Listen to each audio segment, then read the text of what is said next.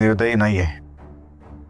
आजवर तू प्रत्येक वेळेला आपल्याला मदत केलीस, प्रत्येक संकटात वाट दाखवलीस, तू तुझं अस्तित्व सिद्ध केलेस। देव आणि भक्तामध्ये नेहमी देव भक्तांना संधी देत असतो, पण आज हा तुझा भक्त तुला संधी देतोय। असेल खरंच तुझ्यात देवपण तर ते सिद्ध कर। पुढच्या अर्ध्या तासात आपली शक्ती आपल्यापर्यंत परत आली पाहिजे,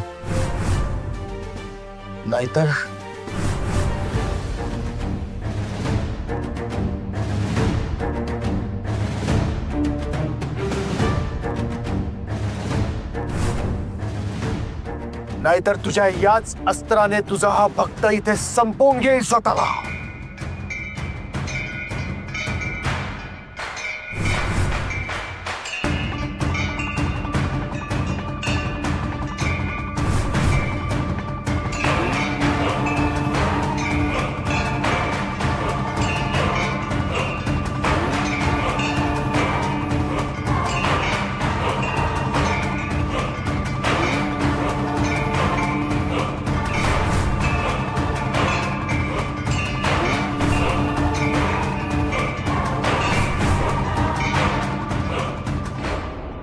माता सतीने जेव्हा यज्ञात स्वतःचं दहन केलं तेव्हा तुझा राग अनावर झाला होता, आणि तो राग व्यक्त करण्यासाठी तू तांडव केलं होतंस।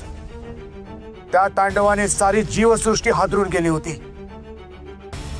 पुढे माता पार्वतीच्या रूपात माता सतीने पुनर्जन्म घेतला, म्हणून तुझ्याच पावलावर पाऊल टाकत तुझा हा भक्त आपल्या शक्तीला परत मिळवण्यासाठी तांडव करणार। जर आपली भक्ती खरी असेल तर आपल्या शक्तीला आपल्या आयुष्यात तू परत घेऊन येशील, आणि जर का शक्ती परत नाही आली तर तुझा भक्त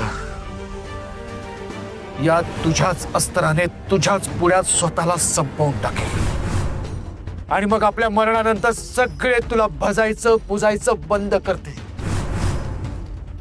तुझ्याकडे पाठ फिरवतील कायमची।